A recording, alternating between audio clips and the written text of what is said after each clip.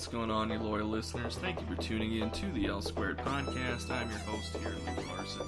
And joining me today, as per the unusual, is first guest well, how should I say this?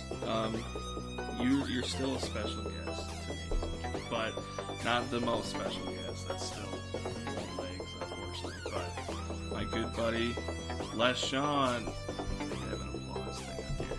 Yeah. Hi, thanks for having me, Luke. You're welcome. So, I have you here, Les, because you're, I don't know, would you call yourself an expert on today's topic? As much as I can be for reading comics all my life. Sure. So, if you haven't read whatever I've titled this episode, we're talking about DC films. And, you know, Les and I, we talked a little bit before, and it gave us the idea for the podcast, but I have a feeling we're going to have a little bit differing views on this, which I'm kind of excited about. But we're just going to, I think it's probably going to sound a lot like less pro DC, and then myself a little bit con DC movies. But I'm excited about it. So, you said that you've grown up reading comics your whole life. Uh-huh. Did you favor one over the other, DC versus Marvel at all, just comics based?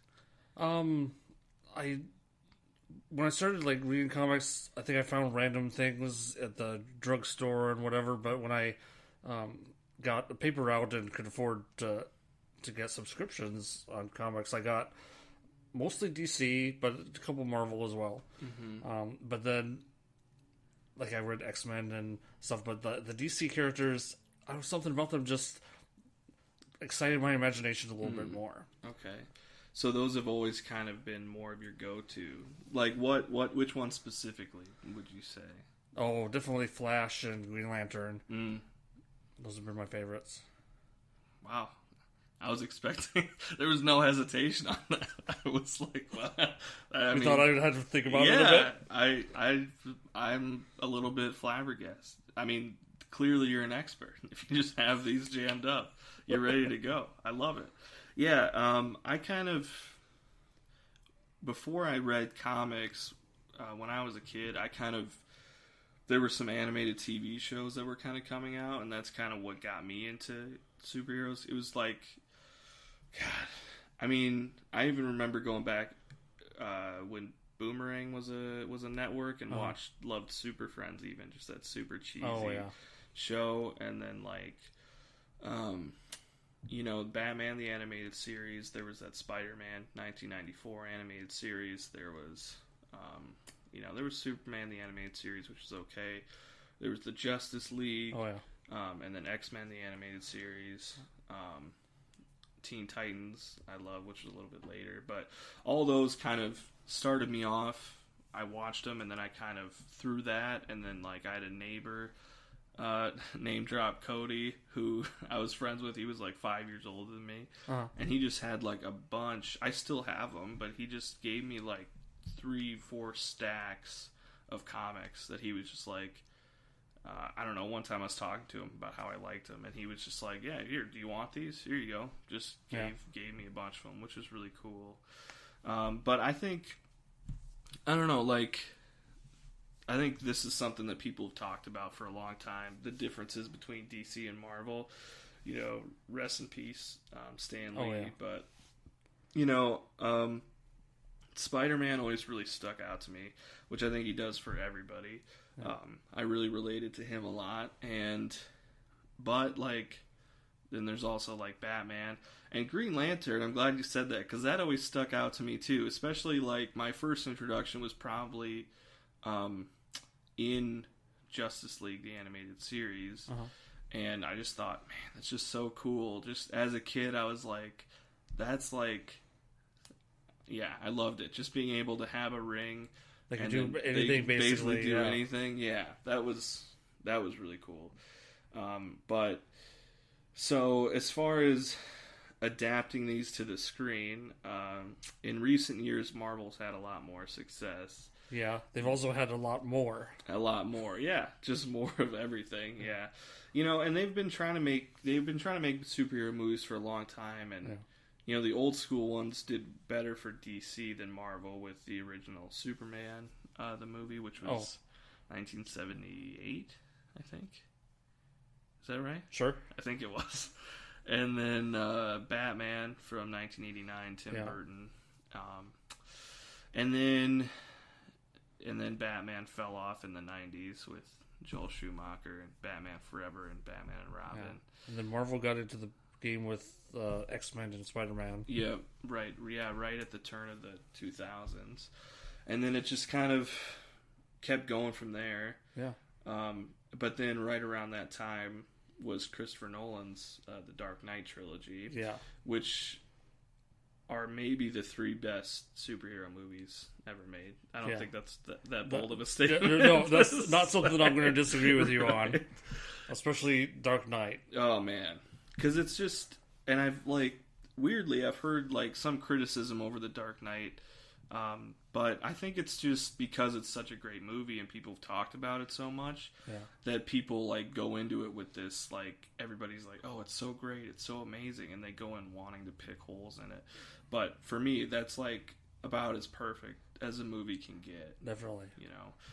And then from there, let's just start at the DC cinematic universe.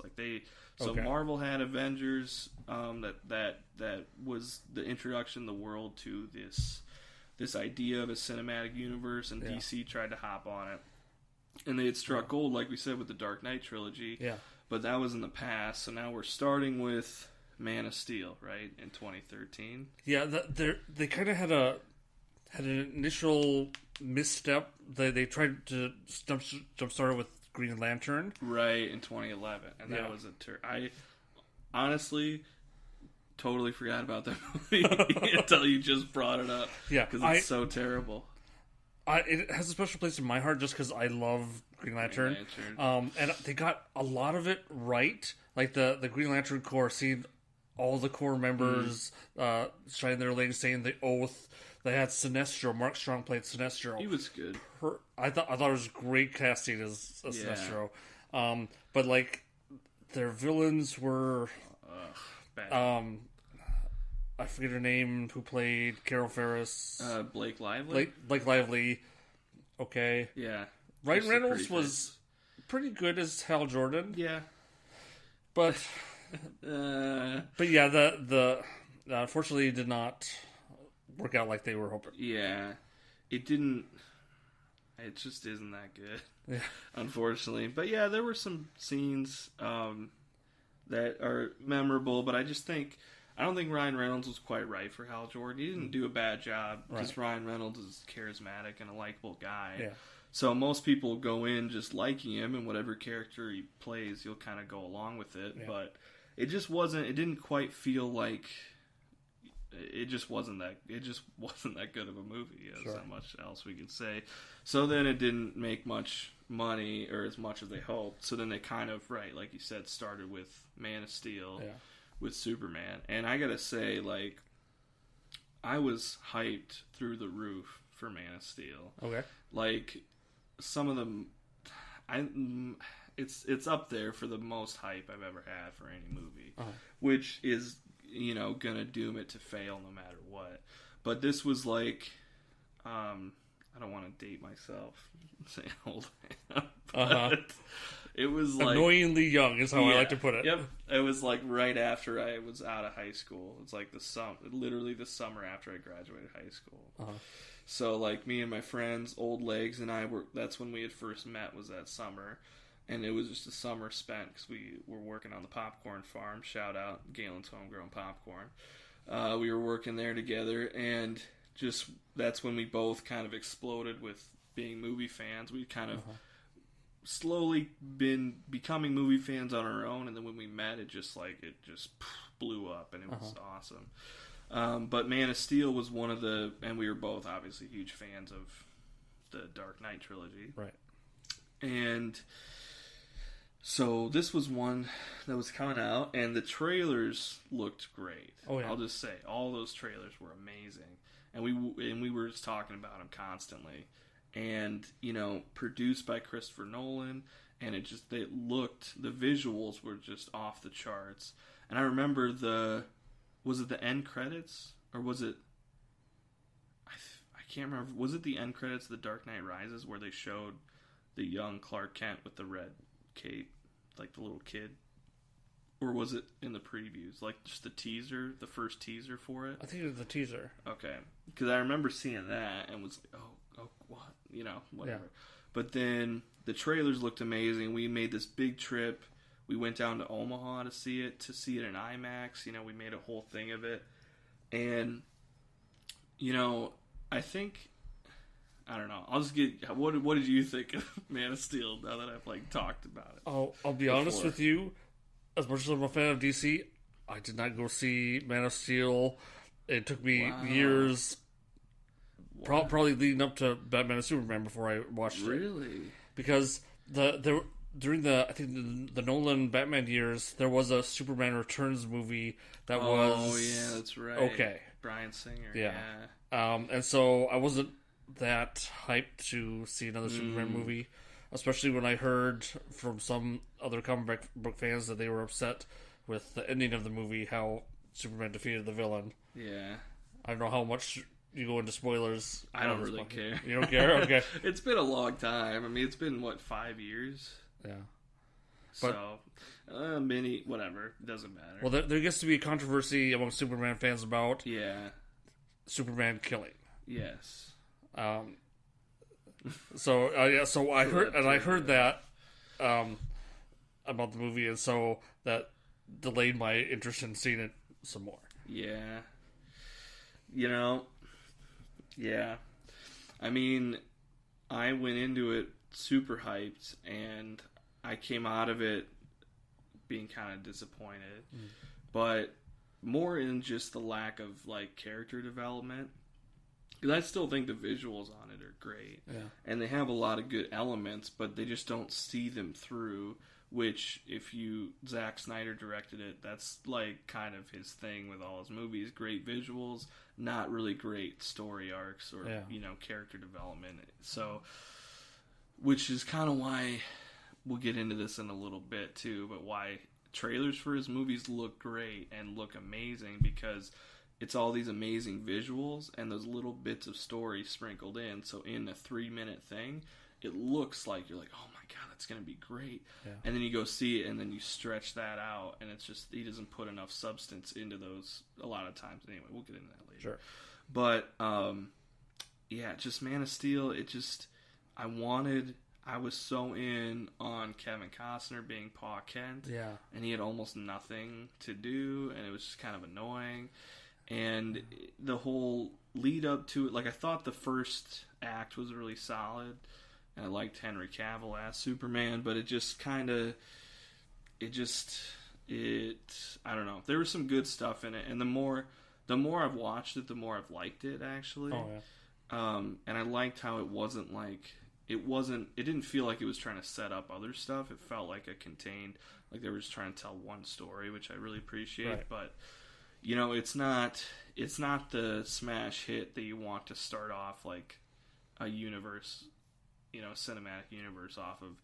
And it did have a lot of controversy coming out of it, namely what we, alluded to. But and another problem I had with it was that the focus was almost solely on Superman when he became an adult. Yeah. I mean, Clark Kent is a vital part of the character, and that was kind of... not really focused much. Yeah, not really at all. Because what's interesting about Clark Kent is that that's who Superman chose to be. He could be anyone in the world, and he kind of explored that in a little bit in the movie, going around the world. But he chose to be Clark Kent. Yeah, that sounds a lot like. Have you seen Kill Bill? No. Oh man, I know. Because Bill has a great speech about that at the end of part 2. Anyway, it doesn't matter. Yeah. So then, what came after that? So it was Man of Steel, and then,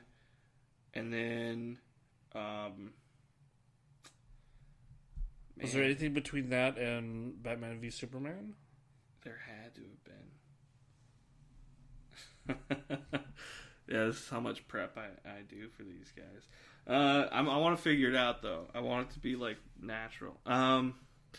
Well, it was Man of Steel, and then it felt like they announced that it was going to be Batman v Superman. It felt like that took like a super long time to come out.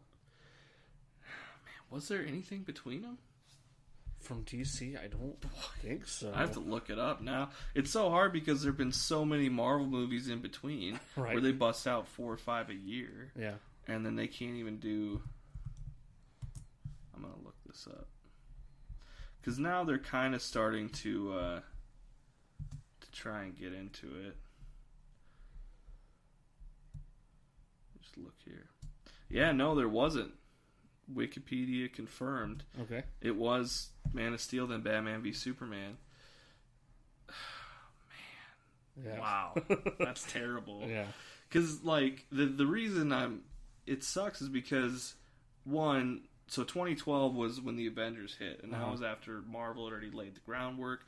Avengers blew up, and then now everybody wants superheroes and wants this, expanded universe. And the Man of Steel comes out, and then they announce the next one's going to be Batman v Superman. So they're going to introduce a new Batman. They announced it's going to be Ben Affleck, which was a huge controversy as well. And then it just took them forever to come out. Meanwhile, Man of Steel got all this flack for a lot of things, but for, like, they said just an overabundance of destruction of cities, and they were like, Superman wouldn't have done that. He wouldn't have put people through that. But then the argument for that is that, well, this is about him learning how to be Superman. Sure. So he has to learn from that first to be able to do it better in the future. And then Superman killing, we kind of talked about that a little bit too. And then just the overall feel, like, was very dark, which I appreciate, which I really like that they took that turn on it. Sure. But a lot of people just said, "Oh, why aren't these movies fun? They're so dark all the time." And it's just, I swear I heard that every day for years about DC movies. But then finally, Batman v Superman: Dawn of Justice comes out. I don't like that. I've never liked that title. Yeah, that. And the movie. I'll let you go first on this. What did you think of Batman v Superman? I think I liked it more than I disliked it. There were so many good things. Wonder Woman was amazing. Her introduction was great. I thought Ben Affleck actually turned in a good performance as both Batman and Bruce Wayne. Yeah. And so that's one of the things that I think DC does well is casting choices are usually fantastic. Yeah. And a lot of the ideas, like I like the opening where Bruce Wayne is trying to rescue, I think, someone in his company. Yeah. Because during the fight with Zod. Right. And upset about the destruction. And he runs into the mayhem, not away from it. Yeah. Yeah. So I thought that was really good. And it's a long standing comic book trope of superheroes fighting each other. Yeah. Batman and Superman have met each other for the first time multiple times and fought. Yeah. So. Yeah. Yeah. So you coming out of that, you said you thought there were more positives than negatives. More positives to build on. Yes. Than negatives. Yeah. But there were negatives, and the negatives kind of are big and overshadowing a bit. Doomsday, that they should not have tried to fit the death of Superman into here. No. They should have made it Batman versus Superman manipulated by Lex Luthor. Right. That was enough. Yeah.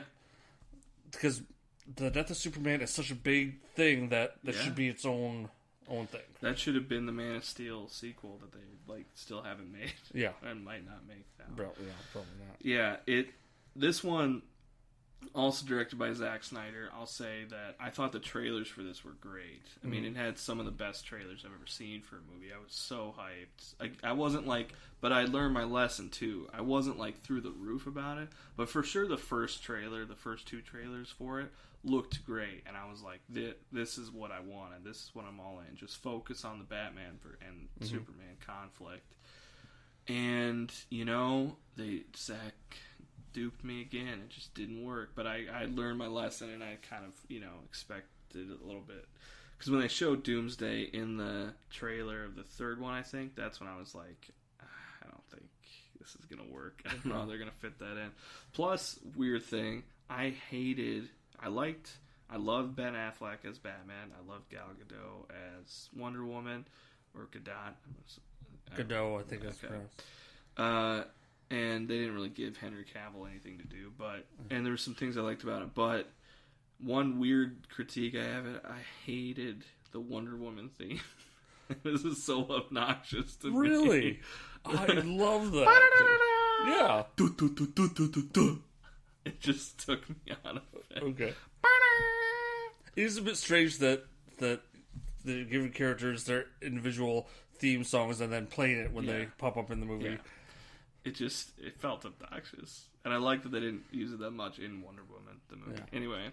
And then Doomsday sucked. The character development sucked. Lex Luthor was terrible. Really? I thought he was an interesting interpretation. Kind of more Silicon Valley than the 80s business tycoon he's been portrayed as. And maybe I bring some baggage into it. It's not that I don't like Jesse Eisenberg, but rumor has it, and I think this is true, but I can't be for sure, but I had heard that the original plan was that Jesse Eisenberg was going to play the Riddler in this movie, and they weren't going to have Lex Luthor. And so he made a character choice to be that kind of weird quirky, because he thought of that as the Riddler. And then they changed it and said, well, actually, no, we're going to do... Because this movie was being made forever. Yeah. We're going to change it back to Lex Luthor. And then he was basically okay, well, I've already kind of made this choice with this quirkiness, so I'm going to just carry that through. And I couldn't stop seeing that. And it just didn't work for me. Okay, yeah. And they didn't focus enough on the Batman versus the Superman aspect of it, which is what the whole movie's about. And the piss in a jar and call it Granny's peach tea was so weird and stupid. A weird, dumb little arc that they didn't need in there. And yeah, and then they tried to cram in two pinnacle stories in DC Comics into this movie, pinning them on with The Dark Knight Returns and then Death of Superman back to back, and they didn't do either of them justice and didn't put in the time that they should have for either one of them, so both of them kind of didn't work as well. Yeah. But because Batman's going through a whole big thing where he's more violent and more kind of out of his normal element than normal. So, but yeah, you're right. They didn't focus on that. So everyone was commenting, why is Batman killing all those people? Yeah, right. And it just didn't quite. Yeah, it didn't quite work. But if they would have just focused, because Doomsday shouldn't have had anything to do with it. It should have just been Lex Luthor pulling the strings, and then the final big battle is between Superman and Batman, and then you play it up throughout the movie. You have to set up that tension and those interactions, otherwise you don't care in the third act if you don't have those, if you're not building up that story arc, which they didn't at all, and that wasn't even the final thing. It didn't work for me, and it's I could see it so clearly in my head, it just works. That opening where Bruce Wayne is going through the rubble trying to help people sets up his character so well, and you can see that he blames Superman for a lot of that, and he thinks Superman is just this crazy powerful alien that who knows what he's really up to, which is totally reasonable to think. And then but then they didn't give any time to Superman to do anything, and it's Superman should still be trying to figure it out and trying to work on his image, where some people, he's kind of a controversial figure to these people, and they just could have played that up so much better, and they didn't. And the third act, which we've come to notice in almost every superhero movie, just becomes a big the same big CGI fest that you see in every single movie now, and it sucks. But I will, Gal Gadot was great. Yeah. That was a great introduction because her casting was a little bit controversial too because she hasn't done a lot of acting. More of a model, was in Fast and Furious, but she really knocked it out of the park. Yeah. And and then Batman had a couple really great scenes where I was like, God, I just wish this was like. They just could have done. They could have just done more cool Batman stuff and then cool Superman stuff, and then had them fight. And it's just like that's how you make this movie good. Yeah. Stop adding all this other stuff, man. But so then it also kept, and then it kind of that again started the whole. Well, DC movies aren't fun enough. They're still too dark. We need to make them more fun. And then the next up was Suicide Squad. Yeah. Which should have been should fit those things. Should have been fun, should have been, Yeah. And... Yeah. I was really so excited about that because I thought it was a great choice to use a property that no one expected with characters that are great characters that would not normally be... You wouldn't think about them featured in a movie. Yeah, exactly. But yeah, but there's a but. Yeah. And David Ayer, I like a lot. I really like his movies. They're nice and dark. He seems like and this had a great trailer too that came out at Comic-Con. What a great trailer! With, Bohemian Rhapsody. Yeah. Brilliant trailer. Yeah. Oh, it was so good. And you're like, yes, this is perfect. This is what Suicide Squad should be. Yeah. And then it just doesn't deliver.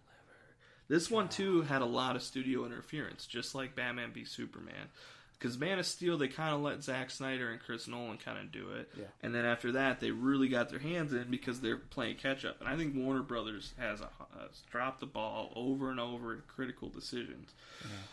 Which sucks because these are so close to being good, and they just missed the mark just a little bit by these little studio decisions. And... you could tell with Batman v Superman, it was just a mess of overproduced stuff. We're like, throw this in there, throw this in there, throw this in there. Yeah. And then Suicide Squad, like I've said on this podcast, I think it was maybe it was the first fall movie preview we did. It was like 2016. It was not that long after I saw it. And I said, this was one of the first movies I saw where I was like, where the editing was so apparent to me. Because I still say there's a good movie in there somewhere. Yeah. But I feel like you could just tell that Warner Brothers just chopped it up. Because, like, there's all these... there's just so much potential there. Yeah. It's like, it's there, but it's just all spliced up and in the wrong order. And it's like, if you could just give me, like... Because here's... I'm already on this rant. Sure. I'm just going to follow it through. But, like... Here's the deal, okay? Like, Harley Quinn, they did a great job. That's a great casting. Yeah. It was a no-brainer. People talked about it since The Wolf of Wall Street. Perfect casting. She did a great job. Will Smith was really good as Deadshot. Yeah. Jai Courtney, surprisingly awesome as Captain Boomerang. Yeah, was great. So much fun. And then, the other one, whatever. But, like, and Jared Leto is the Joker. I was like, okay, he's a weird dude. He can play weird dudes. He did a good job. I have a lot of thoughts on Joker on this movie. I'm excited to hear them. But if I could change one thing about this movie, one thing which I think makes it infinitely better, is, among all the other things I want to change about it, is that the villain, the guy, the person they're going after should be Joker.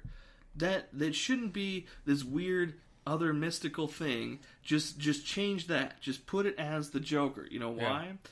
I'm going to explain it. Okay. Because we all know the Joker, right? Everyone knows who the Joker is. He has this built up. People know him. They know what he's about. He's a big deal, right? The Jared Leto casting was a big deal. So we have Harley Quinn, right? She knows the Joker very well. Obviously, she uses Pawn, whatever. So you have that built in. So the Joker is off doing stuff. That's already all built up. just have them go after him and have his hijinks be crazy. Give him more stuff to do because he's your main baddie, and then you have this conflict with especially Harley Quinn, who should be like one of your main ones of this thing, and it's all this setup conflict. Obviously, the Joker's going to be going behind people's backs and pulling some stuff, especially with Harley, and they're all going to try and get out of it too. But it's just, that's the one thing, because what we ended up with was, first of all, why is Joker in this movie at all, other than, you know what I mean? Because he shouldn't be, because the way they have it set up, it doesn't make sense. But if you make him the main baddie, then you can give him even more stuff to do, and you have him here. If we have just a light beam as a third act again, you just have some stupid swamp witch lady that nobody cares about, that just brings down a horde of faceless things, and you just fight them, and you don't give a shit at all. And it's like, that's the same third act in every movie, and I hate it. But it's like, just make it about the Joker. Just have him be and then instantly, even with the bad editing, even with all the studio stuff, if that story arc plays through, then it's infinitely a better movie. Yeah. Sorry. Okay. So I think I struck a chord with you there with why is the Joker in this movie. Yes, he is not a Suicide Squad character. No. He's the Batman villain. Yep. At most, he should have been in the Harley Quinn's background about why she is the way she is. But there's no reason he should not have been in this movie. No. And adding him in added all this other things about. There was controversy about Jared Leto scenes getting cut. Yeah.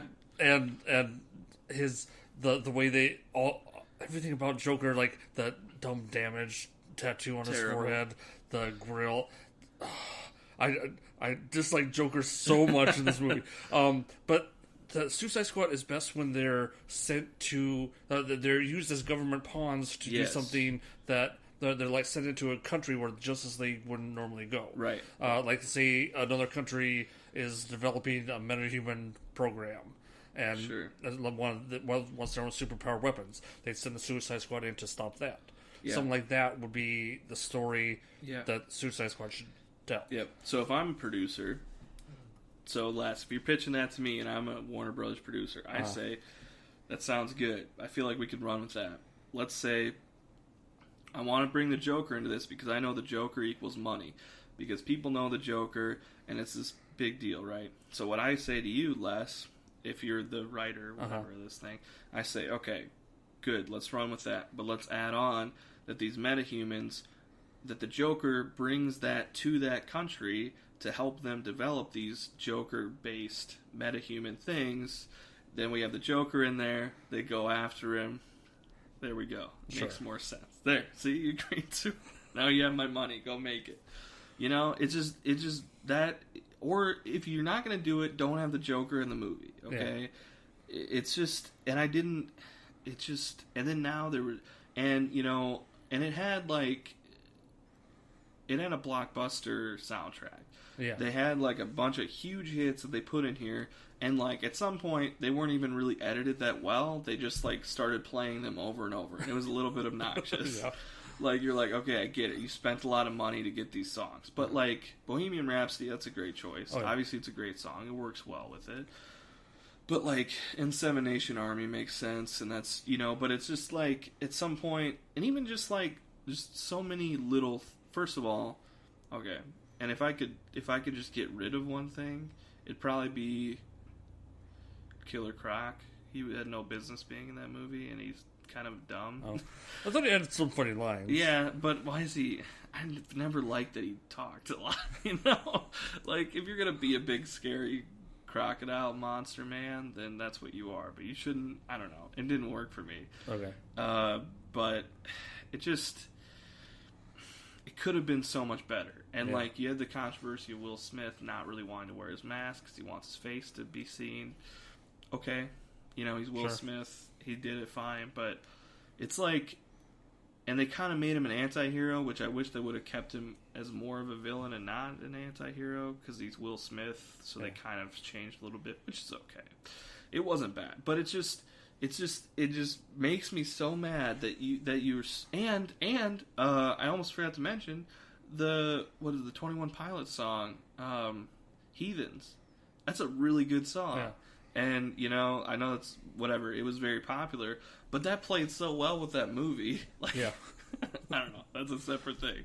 But just make the Joker, and they should have had more with what's her name? Viola Davis. Viola playing Amanda Waller. Amanda Waller. Yeah, she's the linchpin of Suicide Squad Yes. in the comics. And There is no Suicide Squad without her. Yes, and I thought the casting was great, and Yep. she played it perfectly. Amanda Waller is supposed to be a hard-ass, possibly evil, you don't know. Questionable motives. Yeah, there's a great comic book cover where she is in Batman's face, sticking her finger up in his, she could go toe-to-toe with Batman, and that's what's great about her. Yep. And And I thought they didn't give her enough to do. Right. Yeah, and like, God, the frickin', they just didn't have the foundation right of what the Suicide Squad is. Yeah. You're right. Like, it's always that whatever trailer that came out at Comic-Con set it up better than the actual movie did. Like, she has this program. We have these villains that we don't give a shit about, these super villains. Let's send them to these shitty places that maybe we shouldn't necessarily be. And if they disobey, we push a button, they die, right? They have these collars that explode or whatever. And so it's like easy because the Justice League, whatever, other people won't go because either it's too much of a political hot topic or it's a little bit shady or government stuff. That's what the Suicide Squad does, and it just didn't. It just sucked. Yeah. And they tried to have that stupid witch thing with the heart, and that was. Enchantress is a classic member of the Suicide Squad, but he did not do anything good with her character there. And it really infuriates me. Because it could have been so good, and like, that's what I keep saying, and it made a lot of money, actually. It did very well. Yeah. So they are doing they're doing sort of a spin-off now, which we can talk about later, sure. But I don't know if they're going to do a straight sequel. But in one of the 20 or 30 movies they're developing now. Right. Yeah. But I think I probably, even with all that, I think Suicide Squad did. Wow, this is weird. It's a weird thought. It was. I probably liked it more than Batman v Superman because it was closer to what I thought it should be than what Batman v Superman was. Because Batman v Superman, to me, all I see is like production issues and a bunch of globbed on stuff that doesn't flow well together. Uh-huh. And with Suicide Squad, I at least see like, I don't know. It's tough. They're both kind of messes. Yeah. But out of those two heaps of missteps, we get Wonder Woman. Yes, Wonder Woman. So this was directed by Patty Jenkins, and this Wonder Woman, which they should have started their.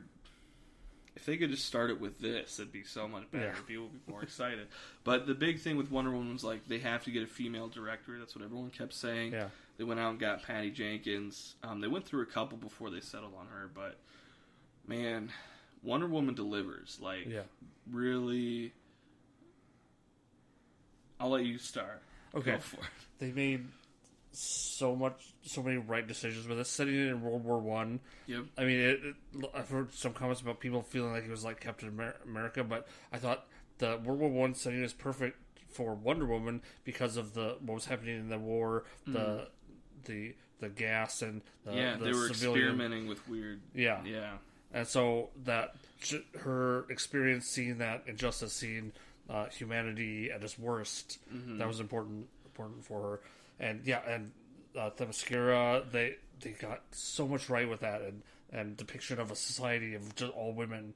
Yeah, that was good, and it just Steve Trevor was great, and I don't know where to go because everything I want to talk about is good. Yeah, there's too much good in there.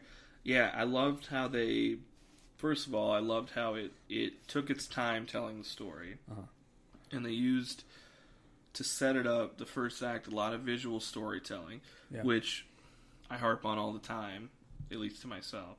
Yeah. But with movies, it's like, I don't really like exposition that much, and there is exposition here, but I don't like it because it's all it is the characters turning to the screen and say, "Hey, audience, this is exactly what you need to know for this scene," without respecting us enough to figure it out. Film is a visual medium. You should be able to tell the story with visual cues. You shouldn't have to tell people exactly what's happening. Anyway, that's a different thing.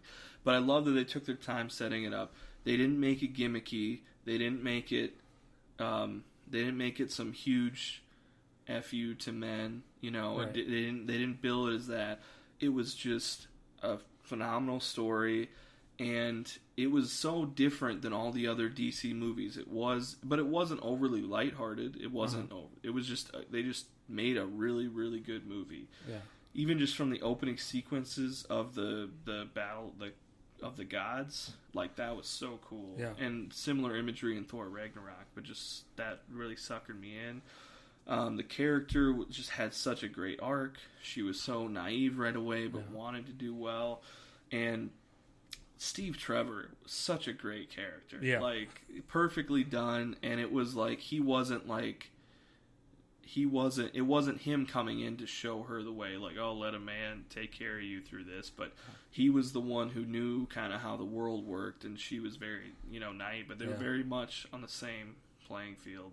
She was obviously higher, but like, just their back and forth was maybe my favorite part of the whole movie. Just their dialogue, and it felt so real, and it was funny, and it worked, and just, like you said, there's too much good to talk about, but it really blew me away, because I thought, here we go, they're gonna blow it, but I feel like this was one where Warner Brothers was like, okay, we did our job with getting a good female director.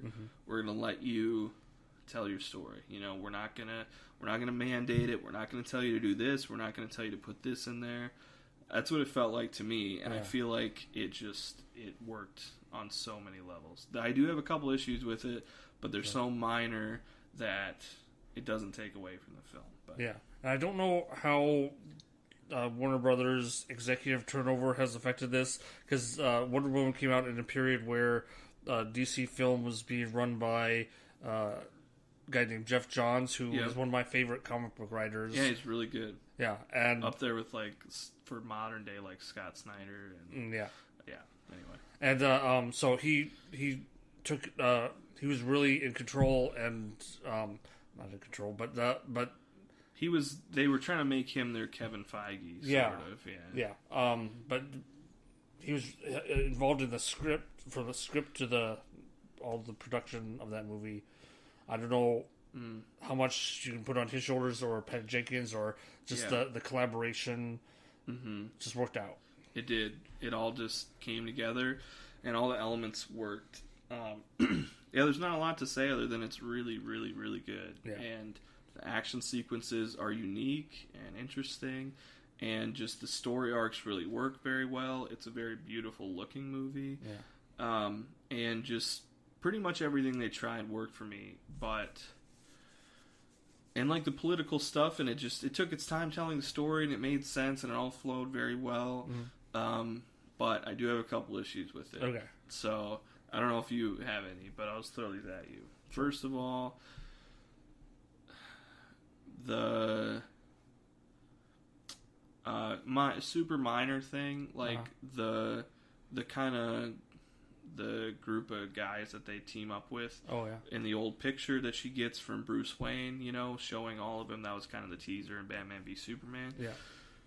Those guys, I felt like that was the only holdover from Batman v Superman, so that was kind of probably the only thing Warner Brothers like, well, you have to, like, use this to, like, come into it. And it felt a little tacked on, because it felt like the movie was going so well, and then it was like, oh yeah, we have to, like, meet up with these guys and take this picture at some point, Yeah. And so it felt like it worked, but it wasn't, I wouldn't have minded getting to know those guys a little bit more. Because they just kind of come in and then they're gone, and they're just like, they're kind of like, hey, I'm a cardboard cutout of a character, because they don't have that much time in the movie. So it makes sense why it happened. It didn't derail it that much for me, but just me watching it, I would have liked to gotten to know them a little bit more, or if we couldn't do that, then less of like, hey, this is exactly who I am in 2 sentences. You know what I mean? Because then it makes him feel like more of a real person and less like a tacked on thing, you know? Sure. But that's just me. That's super minor. Yeah. It's just a little thing. You're like, okay, but I'm a nerd, so, you know, the story elements stand out to me. But then, like,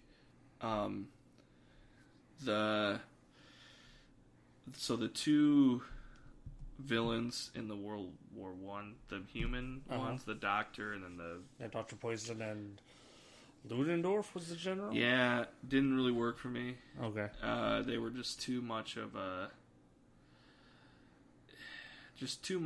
cartoony, you know, it didn't really fit with the theme of the movie for me. They weren't bad. I was like, oh, like those are the bad guys. But it was just like, especially the one scene where I liked when she was experimenting with stuff and he was like kind of getting into it too. I like that, but just like it's hard for an actor to really portray stuff with something covering their face for most of the time. So I feel like she was overdoing it with her eyes and stuff, which you almost are forced to do. That's a different thing. But like when he throws the one mask in the room and they throw the gas in there and they lock it, and then she's like, they're like literally giggling like hee hee hee, and then she's like, oh, but the mask won't there's only one mask, and he's like, but the mask isn't even powerful to shield him from the gas. I know, hee hee hee hee, and they walk away, and I'm like, what is this doing here? Like, what? And then I was like, they set up a whole meeting just to do that stupid little stint. And it was like, just, if you don't just kill them, like, you know, don't, I don't know. It was, I mean, maybe, I don't know. It just didn't, it felt a little, it was like totally out of place. That was a little weird, but. When you're watching it, you're just kind of like, okay, like they're bad, whatever. Yeah. But, you know, just, it didn't really fit with the theme, because the theme wasn't corny, hokey, it wasn't like cartoony, right? And then that just kind of felt a little out of place. But it's one of those things where you're like, meh, move on. It's not there that long. It goes away. It doesn't really detract all that much for me. I like Dr. Poison. I thought she was a good inclusion from Wonder Woman's Rogues Gallery that fit with the time and fit with the story they were telling to show Diana what humanity was like. Yeah. Ludendorff, I don't know. Apparently, he was a real person in history. Oh. There we go. Yeah, good that job. Doesn't add anything or detract anything. I don't know. But. I don't know.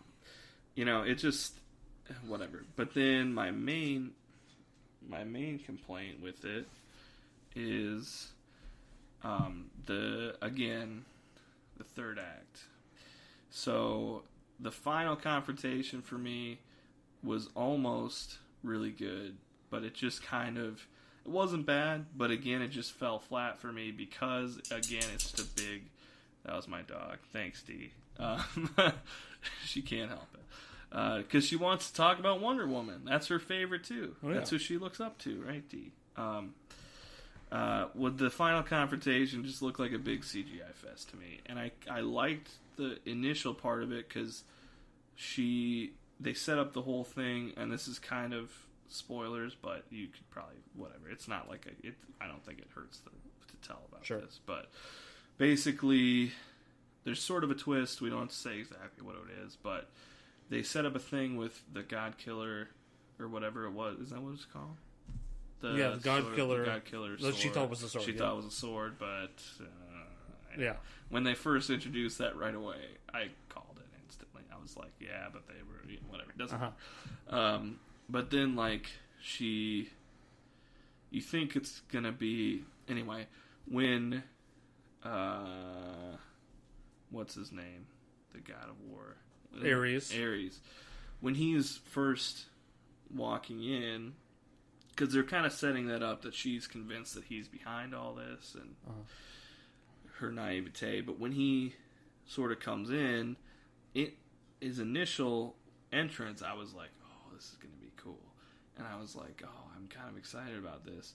But then it lost me because it just kind of kept going, and it was just another. He's a big CGI monster guy, and then she's a flying around CGI girl, and they're clashing into each other, and there's light beams, and it wasn't bad. It was just like, it's just one of those things where I've just seen it in almost pretty much every single superhero movie. So now at this point, once I start to see it, I just kind of puts me to sleep, because I'm like, all right, here we go. And it's a little complaint too, because it wasn't bad. It's like, obviously, like, you're telling a story, you're telling a superhero story, you're setting up, those are the normal story elements.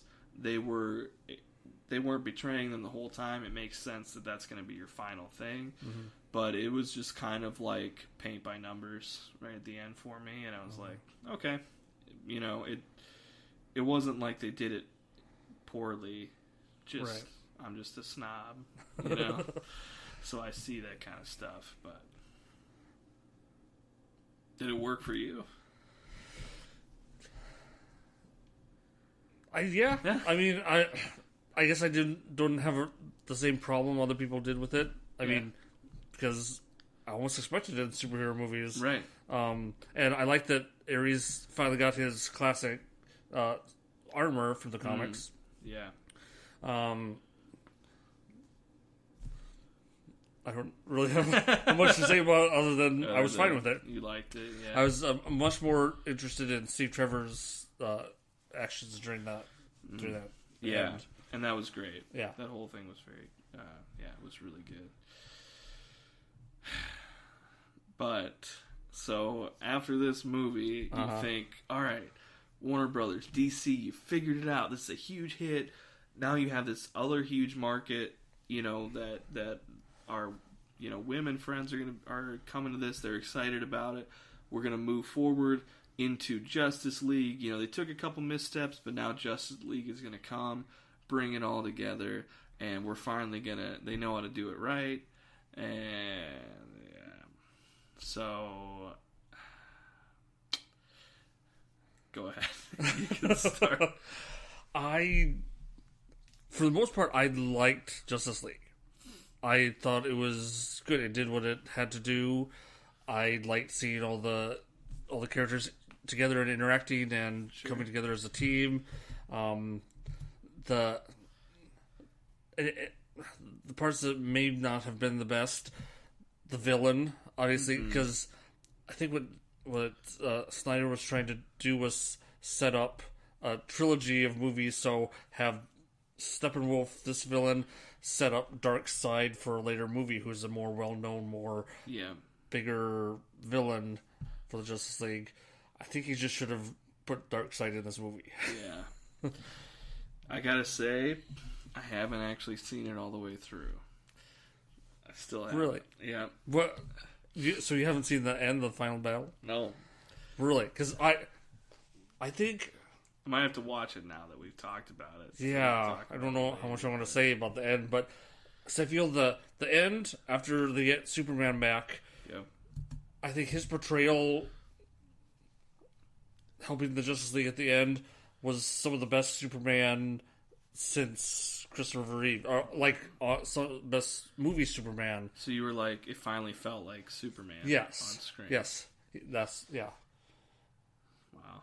Well, I'll just say that the first, there's kind of been a theme with, some of these trailers I thought looked really good, and then I was a little bit disappointed with Justice League. When I first saw some trailers, I thought that looks bad. Oh. And from just day one, I was like, I think that because it looked like to me that they were like, all right, Zach, you're the guy that we pinned for this.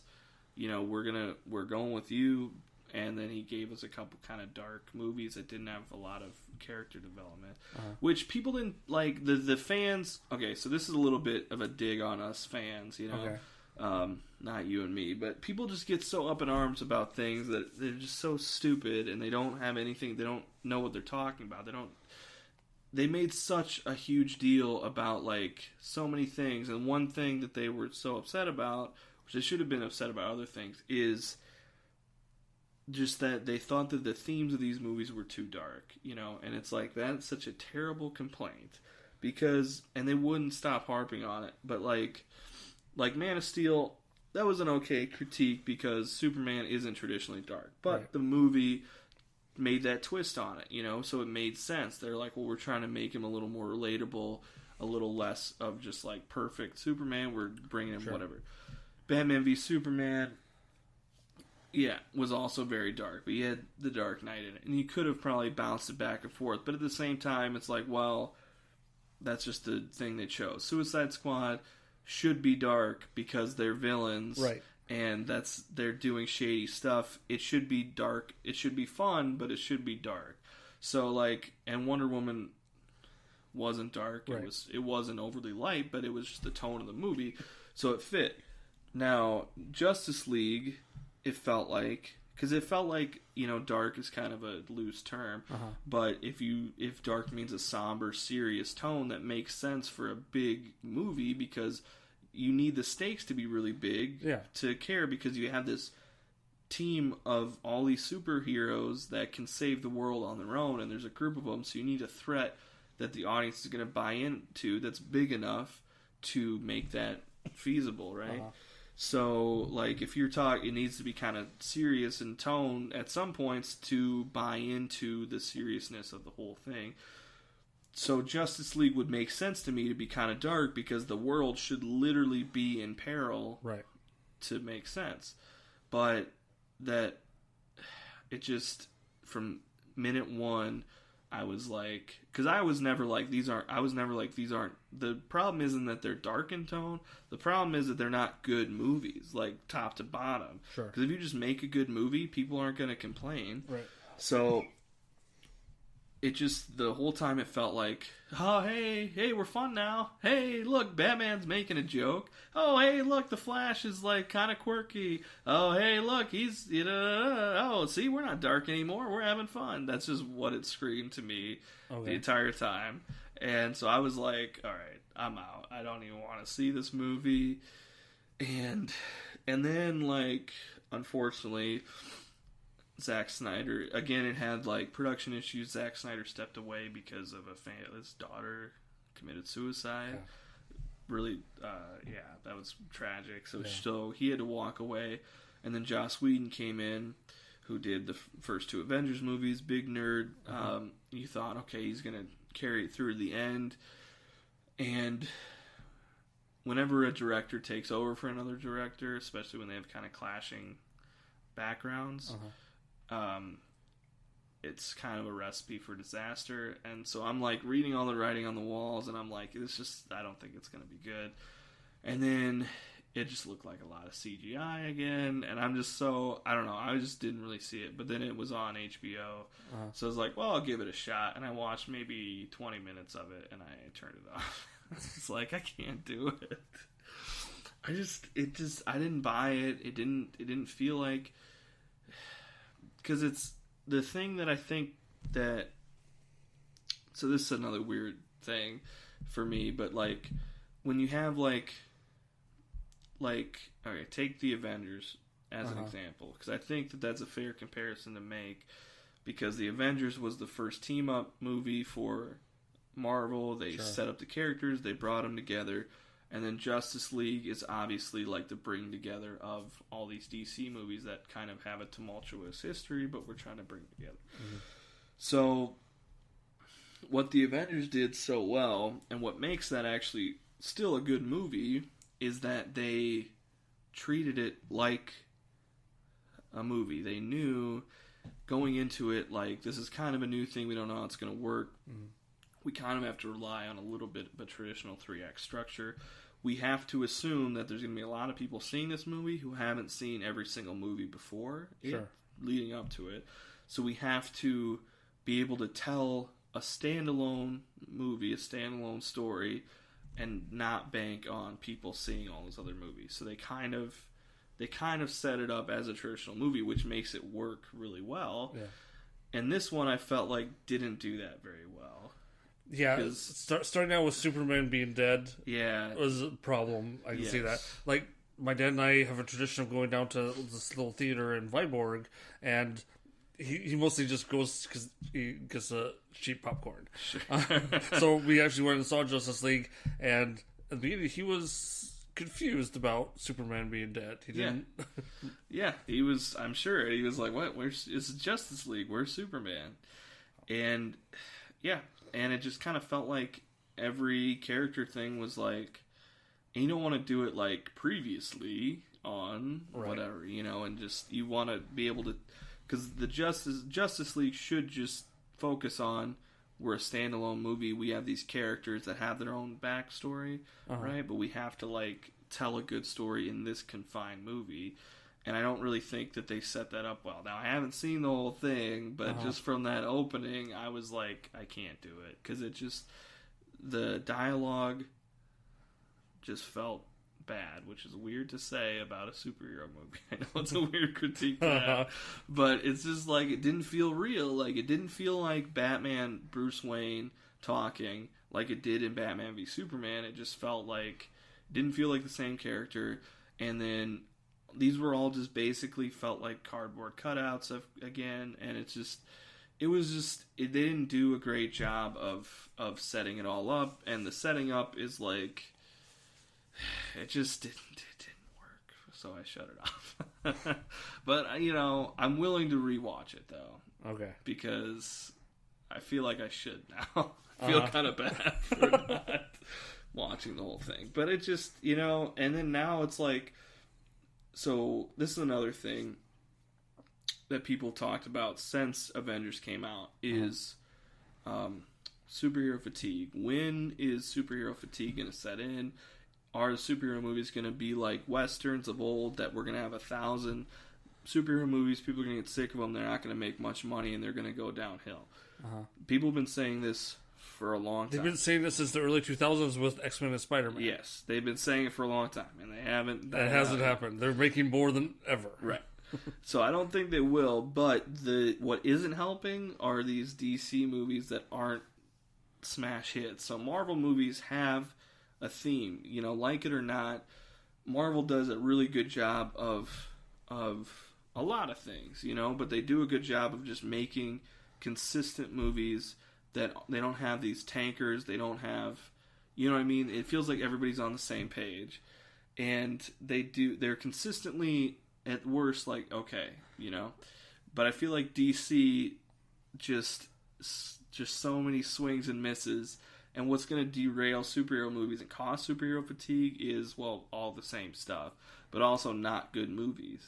So, you know what I mean? So I see DC as like, guys, if you don't keep making Wonder Womans and you keep making big, hyped up messes like Batman v Superman and Justice League, I feel like that's going to detract people more than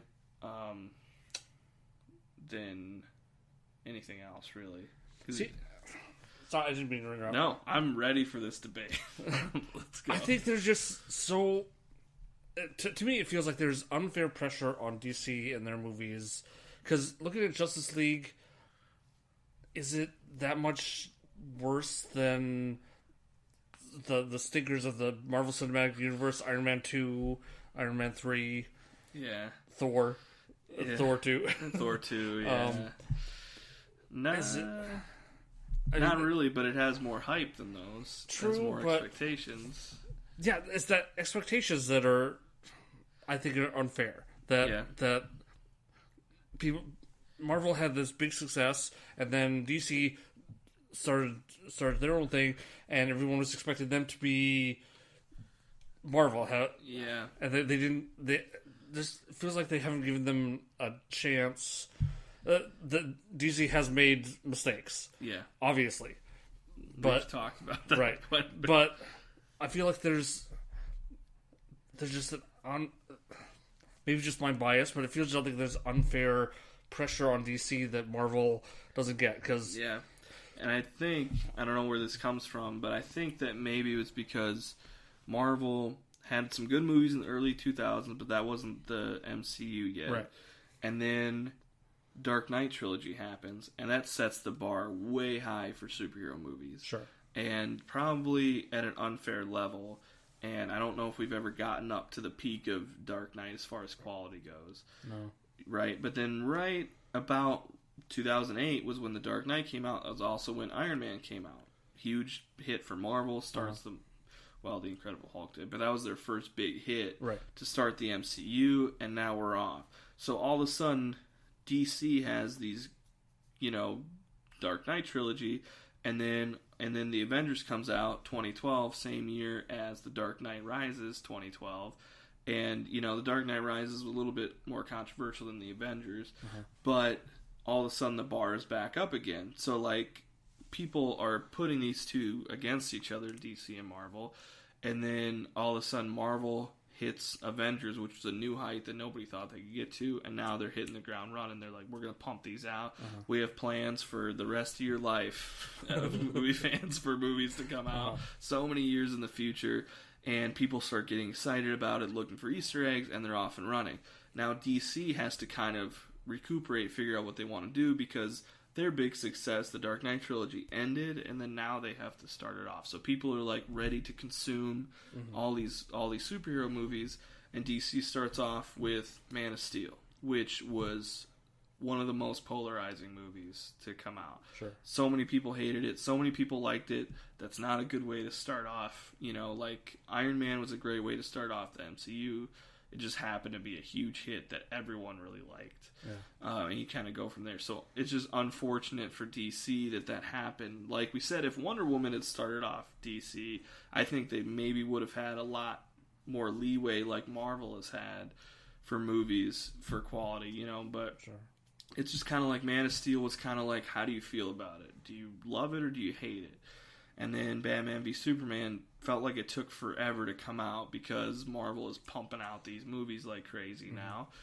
And so Marvel, and then they're like, finally, like a DC movie, because I feel like DC superheroes, just in the superhero realm, are more well known than Marvel heroes. Like, your pillars of superheroes are Batman, Superman, Spider-Man, right? Those are probably the three biggest ones. So Marvel has Spider-Man, but then like Wonder Woman, Green Lantern, a bunch of them that we can list off that are probably more popular than any single Marvel characters, Sure.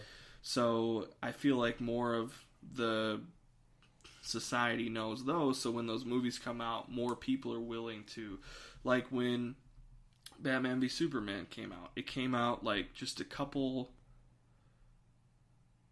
weeks before Civil War, Captain America Civil War. And which is interesting that all these things line up, because that was like it was Batman versus Superman, this big build fight, two heroes that are going to fight each other. Same with Civil War. It was billed as Captain America versus Iron Man. It's going to be this big fight. And Batman v Superman made more money, especially in the opening weekend, but Civil War was a far better movie. And that also tainted, for me, tainted Batman v Superman, because I was like, that's how you do it. That's how you put two superheroes against each other. Like, that's how you set it up. That's how you tell an arcing story. I mean, for me, that all worked. And then the finale wasn't the finale that you expected. This is another... I'm sorry, I'm going on this rant right now. But it's Civil War, like... No spoilers, but a little bit of spoilers. So Cap and Iron Man kind of have a little bit of an altercation, but then they kind of come together and they're going to an end point, and they get there and they're setting up that this is going to be the big third act fight. And in my brain, literally when they're on their way there, I was like, okay, like it's been a really good movie so far. This is just going to be the same third act. They're going to have this big fight with faceless dudes, and like, okay. So they walk in, and then all of a sudden it twists, and it's not this big fight that they were setting up. All of a sudden it's a more intimate thing that twists, and then now it's actually mano a mano, Cap versus Iron Man, and there's so many different layers there, and it just was like, yes! Oh, I loved it. It was so perfect, and like, I couldn't help it, that can't help but taint Batman v Superman for me, because I see, like, you know what I mean? Just for me, they did it so much better just in Luke Larson's eyes. But do you think Civil War was greatly helped by audiences having a lot more exposure to Iron Man and Captain America over it was like 10 or more movies before then. 2 Avengers movies, their solo movies. So we got to Civil War. with all that character development brought into it. Yeah, I think you're probably... Whereas Batman and Superman, we're introducing a new Batman. Yeah. We've only had one movie with this Superman. Right. And, yeah, there's no connection. Because I noticed that about Justice League. It felt like they were trying to make Superman and Batman have their close friendship like they have in the comics. Right. And it felt like... Forced. Yeah. Felt like not earned. Right. That's a great point, because, yeah, Civil War did have a lot of time to set those up. And I was also... The other thing I loved about Civil War, among so many things, I love that movie, was that there's so many bros out there that, like... the amazing amount of how many people were like, I'll never watch a Captain America movie, only Iron Man and the Avengers. And I'm like, why? Like, why? Winter Soldier was good. It's so good. Yeah, I know, and that's what I tell so many people. It's such a good movie, and they're like, nope, he's fucking boring, because they may have seen Captain America: The First Avenger, which is an underrated movie in my eyes. Yeah. I think it's a good movie. Yeah. But it's inherently predictable, and they set him up as the classic superhero that he is, of the morals of what makes him a good person, and he's kind of played up as a Boy Scout sort of, but that's who the character is. So like inherently, it's a little bit boring, but they have to set it up. They did a good job of that. Then in the Avengers, they don't give him a whole lot to do. He's just kind of the Boy Scout Captain America that you know, and so people maybe saw those two iterations, and especially after the Avengers, they're like, I'm never going to see Captain America. He's boring. Iron Man's cool. He's funny. Look at all the funny jokes he tells. That's my impression of dumb people. Okay. But then the Winter Soldier comes out, and they did such a great job because they took his morality and they made him almost fight against it in that. You know, they took it and turned it on its head, and they figured out how to do Cap, and it was great. Yeah. And then blah, blah, blah. So this is a weird tangent, but that's another reason why I was so excited about Civil War, because all those dumbass bros that were like, I'm never going to watch a Captain America movie, I don't care, went into Civil War because it was Iron Man. They're like, oh, I want to see Iron Man kick Cap's ass. And they were forced to see a great Captain America movie, to see a great Cap, and whatever. A whole different thing. Yeah. Doesn't necessarily belong here. But... if you haven't heard anything, I like Civil War a lot. Okay. But... wait, do you like Civil War? It's true, yeah, confirmed. And, you know, people have issues with that movie, and people have issues with the third act of that one, but it doesn't... I loved it. I love the choice. They took a risk on it, and it really paid off for me. I don't know if it paid off for a lot of other people, but I really, really liked it. Mm-hmm. So... but I've never talked like that about a DC movie since Man of Steel. You know, there hasn't been one that's gotten in there. Sure. Granted, Marvel's had a lot more shots at it, and Marvel movies, I'm not like a Marvel fanboy. I'm not a Marvel apologist. There's been plenty of movies that I didn't love about Marvel, and there's a lot of themes in Marvel movies that I don't like because they're just so predictable, and a lot of that third act stuff comes directly from Marvel movies. You know, but anyway, so. We have a couple that we know for sure coming out for Justice League that haven't yet, right? Yeah. So we have Aquaman here very soon. Yeah, I was going to ask that when we were talking about the pressure and expectation on DC movies. Yeah. Do you think now that Zack Snyder is no longer influencing the DC movies, do you think that's going to carry over to these new movies? It's a good question. You know, I hope that it doesn't. I mean, not because I don't like Zack Snyder, not because I'm not a fan of Zack Snyder, just because these movies will do better if their focus is to make a good movie true to the character and not make a movie to set up other movies. Right. So I hope that they don't. I'm kind of glad that Zack Snyder. Not glad, but I think it's a good opportunity to. Instead of focus on setting up movies, just focus on making a good movie like they did with Wonder Woman. They didn't have that to set up other movies, right? So with Aquaman, I think part of it's a little bit relieved. Aquaman is like, in most people's eyes, a really hokey, corny character. But then they see Jason Momoa playing him, and he's playing kind of the badass version, which was like the late 90s version, which is super cool. Jurdo and I said, going back to Squirrel Feed, whenever they make an Aquaman movie, please give him a hook for a hand. Just give him a big beard and a hook. They didn't do it in this one, but I don't know. Are you excited about Aquaman? I am. I'm really, really excited. The trailers, it looks like they're... You know what? Let's go see it together. Okay, yeah. We're going to. So, I'm really pumped for it. I was excited for it just in general because it's an Aquaman movie. Why not? But who would have thought that they would ever make an Aquaman movie? Yeah, you know. Yeah, but seeing the trailer, seeing the work they put into it, the visuals are amazing. What they've done with Atlantis and the fights with all the sea creatures, the people riding sharks and giant seahorses, and I'm just excited. It just touches all my buttons that I want to that make me excited for superhero movies. You're getting me a little excited for it because I'm not that excited for it. And it's not because I don't like Aquaman. It's not because I don't think they can't make a really cool Aquaman movie.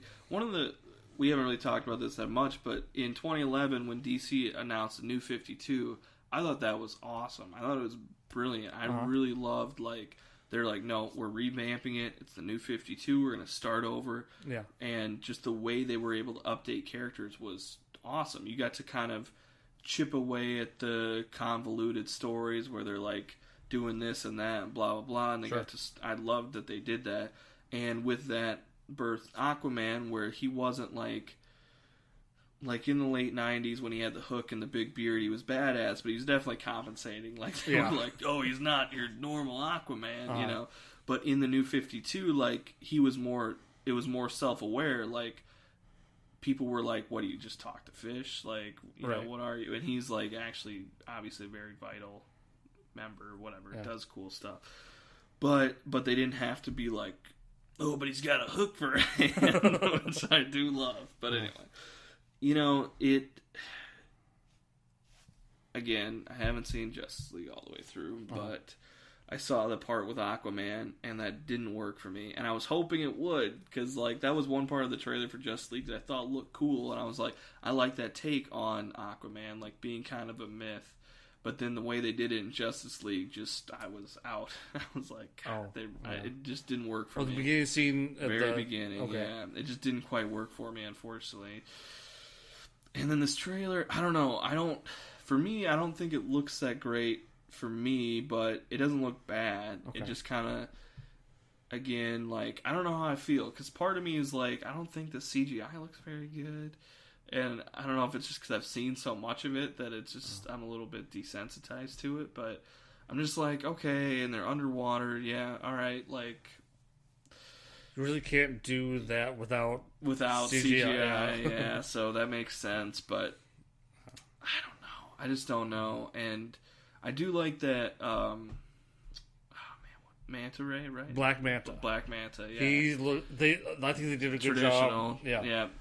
He looks cool. And I think the camera work, have you seen, there's a shot that they apparently had at Comic-Con, which they then released on YouTube. It shot Mira, Aquaman's love interest, Blake Lively, right? Again, no, Amber Heard. She's running across the roof, running from Black Manta's henchmen, and then they pan out, zoom out, and go through like a steeple that Aquaman is hiding behind from Black Manta. I should find the clip and show it to you because it's amazing directorial and camera work. That sounds pretty cool. I think it's going to be visually amazing. You know, you're changing my tune on this. Your excitement's getting me more excited. Okay, good. Because I was almost done with DC movies in general after, like, not getting through Justice League. So I was like, I don't know how many more of these I could put myself through of being excited and like, all right, this is the one where they're going to turn around. They're not going to have all these issues. And then just having all the same issues again, other than Wonder Woman. Because after Suicide Squad, I was like, can they ever just make, like, a straightforward movie? And then they did, and I was like, all right, awesome. And then just Justice League was like, all right, they're never going to be able to do that again. But, I mean, Justice League had to, whatever, it doesn't matter. But I hope it's good.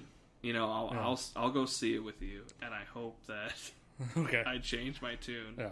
We'll have to come back and do our Aquaman review Yeah. after, too. Okay. And I'm curious about what you think about the next one, Shazam. Shazam. Now that's one that I'm actually super pumped for. Oh, good. Like, somehow, I was like, you know what? That looks freaking cool. Yeah. Now, growing up, I was a Shazam fan. Awesome, me too. Yeah, like, I was like, no, he's Captain Marvel. He's not Shazam, right. you know? But people called him Shazam. But I loved it. I thought it was so cool. Like, it's kind of like the classic. It was similar to my love of Green Lantern, where it's like, well, you can just put on a ring and then you're a superhero. It's total wish fulfillment. Yeah, total wish Just say a magic word and you're Shazam. just Boom, superhero. you're a superhero. Yeah. And you're basically Superman. Yeah. It's so cool. Yeah, I've always loved Shazam. And Black Adam's a great villain, too. Uh-huh. And the whole storyline, like, it's a little bit old-fashioned superhero, but that's what gives it this charm. Right. So, when they first announced a Black Adam movie, not a Shazam, right away, starring Dwayne "The Rock" Johnson. Yeah, I don't know how that came about. I don't know either, but I was like, okay, like, that's good casting for a Black Adam, but why would you do a Black Adam movie as, like, they were like, well, he's going to be kind of an anti-hero before you're doing Shazam? Yeah, that didn't make a lot of sense. That struck me like, remember the Scorpion King movie? Oh, God. Oh, God. Yeah. I don't know about that. And that, like, again with the Black Adam thing, I think that was pre-Wonder Woman when that was announced. Mm-hmm. So it was kind of in that time of, like, it felt like Warner Brothers was just throwing shit at the walls, trying to get it to stick. Uh-huh. And he was a big star, so they were like, well, if we get him on, you know. And I was like, I just don't know. But then they were like, no, we're just doing a straight Shazam. And I thought, like, well, they're going to do it, and it's going to be hokey, and it's going to be old-fashioned, and it's going to be all that stuff, and it's probably going to be okay, you know. But I was like, no, it's something different, and it looks really fun to me. Because it, like, looks like a kid today, like, in 2018, and, like, the way he talks, the way that they do stuff, and, like, I'm super pumped for Shazam, actually. Yeah, which that is looks surprising. really good. And I like the casting of his foster sibling, Freddie Freeman. That looks like, really good from the trailers. He had the best jokes. Yeah, and he looked... It's just like, that's the perfect tone, which I didn't even think of. You know, I thought it was going to be akin to, like, Captain America, the First Avenger. Like, it was going to be old-fashioned. Because that's kind of what I think of that character is. Sure. Just your classic. But the way they were able to up it, and it felt a little bit like Kick-Ass in a way. You know, just, like, a little bit more in the city, like a normal kid. But then he, obviously, it's super. But just, like, when he's like, sup, ladies, I'm a superhero. Just so funny. Yep. Like, man, I'm really excited for that. Good. I'm so glad to hear that. So I kind of forgot that I was excited about that until right now. But yeah, like, because if you can do that, like with DC movies, if you can break away and create, it's like old and new. So it's like you keep the pillars of the character, what makes the character that character, but then you're able to kind of spin it and take it in a unique direction that doesn't detract from what that character really is, but you're able to get it like they did. The best example of that is Iron Man, the first Iron Man movie, because Iron Man was just this weird, hokey guy that just wore an iron suit, and like he was, you know, and the people didn't really know anything about him other than he was just kind of like a smart guy. Before that, the only popular culture was the Iron Man song and a Seinfeld reference. Yep, that was it. And he wasn't cool. He was, was very much made fun of. Right. But what got me into liking Iron Man was my friend, Josh. He made a cameo on the pod the other week. He was like, he told me, 'cause we're old friends, but he was like, because I was like, oh, Iron Man's dumb. And he's like, no, dude, like, he was like, well, he said, you know, he stopped the superhero civil war. He was a big part of the superhero civil war, and I hadn't read it at that time. Okay. And then I, like, got into it, and that's kind of what made me like Iron Man a little bit before the movie came out, was like, you know what, yeah, like, well, I was like, because then when I looked into that, I was like, well, he's a leader of the Avengers, and he had a big part in the superhero Civil War. Okay. So that was like, I was like, you know what, he's actually cool. And then Iron Man comes out, and it's like, boom, that's freaking cool. Like, they were able to modernize it, put it in today's world, and keep the same basic parts of the character, but spin it where you weren't shackled by, we have to do it exactly like it was in the comics, because newsflash, it's not. Right. You know, a movie is different from the comics. It Right. should be different. It's a different medium. So Iron Man's a great example of that, and Shazam feels like that to me, like updating it but not betraying what the true character is. You know, just I'm over the moon. I'm really excited. I hope it doesn't suck. Yeah. Now that I'm actually excited for a DC movie. Good. With my luck, it's gonna be terrible. Oh no! And I'm gonna hate DC again. I don't hate them. Yeah. And then there's a couple more on the docket that, like, I'm seeing here. I don't really know. Birds of Prey. They just released the full title of it, but it's Birds of Prey, and then parenthetically, and the Fantabulous Emancipation of One Harley Quinn. Was that the real title, or just a joke that... Well, I think it started out as a joke, but now it is Wikipedia official, the full title of the movie. You know, to me, it's like a play on Birdman. Have you seen Birdman? No. With Michael Keaton? No. Great. Phenomenal film. But just the title is just like Birds of Prey, Birdman, and then the full title is Birdman or The Unexpected... I'm going to go grab it, actually. Okay. I have it on my shelf. It's called...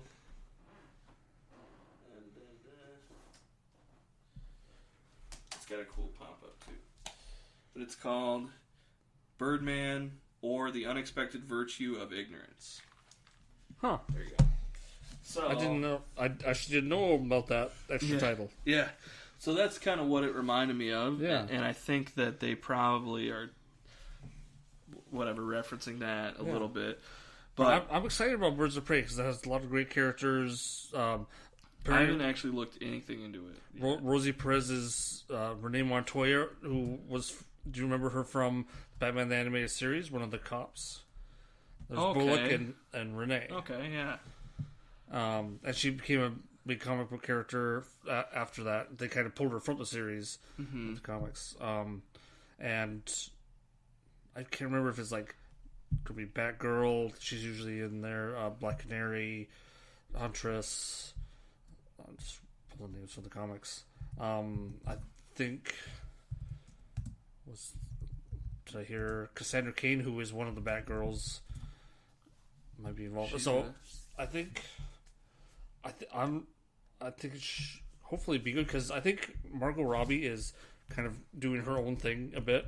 She's kind of using popularity of Harley Quinn to kind of mold her own area in the DC movie universe. So IMDb does have a synopsis up. They said, after splitting up with the Joker, Harley Quinn and the three other female superheroes, Black Canary, Huntress, and Renee Montoya, come together to save the life of a little girl, Cassandra Cain, from an evil crime lord. Okay. Sure. Whatever. Yeah. Yeah, I think, I don't know. I don't think it's really early because they're in pre-production now. They haven't even started filming yet. I don't think so. So it's kind of too early to really think about what it's going to be. But with the popularity of Suicide Squad, I think it's going to do pretty well. Oh yeah. And I'd gladly go see it. I think it sounds fun. I mean, if you can do Harley Quinn's a really cool character, and is kind of unique in comics because it actually started with Batman the Animated Series. Yeah. It was a cartoon character first before it was in the comics. Right. So that's kind of cool. Yeah. But she's a unique character, and there's no way that there's not going to be the Joker in it, Yeah. I mean, it just has to be, maybe not like, for sure in flashbacks, like we talked about, maybe not like full on, but hopefully that's all it is. When are we gonna get? Because they had talked about, like, I don't know if this is still gonna happen, but I think they went with Birds of Prey kind of instead. But they had talked about doing like a Jared Leto, Margot Robbie, Joker, Harley Quinn movie. Yeah, as kind of like a Bonnie and Clyde thing. Yeah, the Joker in movies got kind of nebulous because there's also this separate movie being worked on with Joaquin Phoenix and Right. Martin Scorsese, but it's Robert not De Niro. connected to. No, it's just like a... Yeah, it's... Which, you know, is weird, but I'm totally cool with that. Yeah. Like, I kind of would... I would welcome more of that to come back into it, because it's... I think modern audiences can understand when things are connected and when they're not. Right. And, like, I would love for studios to be able to make one-offs like that, just kind of like they did in the comics. They give your main storyline, and then you have, like, whatever you want to call your Elseworlds, or your just mini-series, just like a separate story that happens that doesn't affect the main thing, you know, because then you can kind of do these other characters, like, I'm going on another tangent here, but maybe my favorite superhero, it's hard to say, but for sure, like, in my adult life, I resonate with the Sentry a lot. Okay. Which is, he's kind of underrated, but he's like, that book by Paul Jenkins is just so good to me. And it's kind of a one-off, and he's kind of a gimmicky character the way he's used later on. Yeah, I didn't really like him when they brought him into the Marvel Universe, but I did like the original. Yeah, so that original one is my favorite, and I love the concept of it, because it is just kind of a one-off, like weird thing that happened one time, and it's just the arc of that is phenomenal to me. Yeah, and I love all the themes of it. I love everything about it. I think it's great. But then when they tried to put it incorporate it back into the universe, it never really worked quite well. Right. Like, he had an okay arc when he helped, because he was on, like, the moon prison, and then it broke out, and he was the main guy who rounded up all the villains, because he was in that thing, and he, like, killed Carnage doing that. Yeah. And, like, it was okay, but it's just like he was just kind of used as a gimmicky, weird thing, and never quite worked that well to bring him back in. But I really love that story, and I know that's a story that you can't really tell as part of the bigger picture of everything. Right. But I would just love if they could just make an offshoot, just make like a smaller movie of the Sentry, and just make that into a movie, and then that's it, you know, because it's arced off, it's done, and then just forget about it. Yeah. You know. So before Guardians of the Galaxy joined the Avengers movie, that kind of felt like what they were doing. Yeah. They were kind of separate and doing their own thing. Right. Yeah, and I would love to go back to that, because then you can get kind of weird stuff. Because then you could, like, go even deeper, and if we want to get super nerdy, like, you could do, like, a Moon Knight movie. Oh, yeah. Right? And that'd be super cool. Yeah. And just because how do you put Moonlight with the Avengers? It doesn't really work. Yeah. I think they tried to do that with the Netflix shows, you know, but it just didn't quite work, and now they canceled them. And oh, yeah. That was a bummer.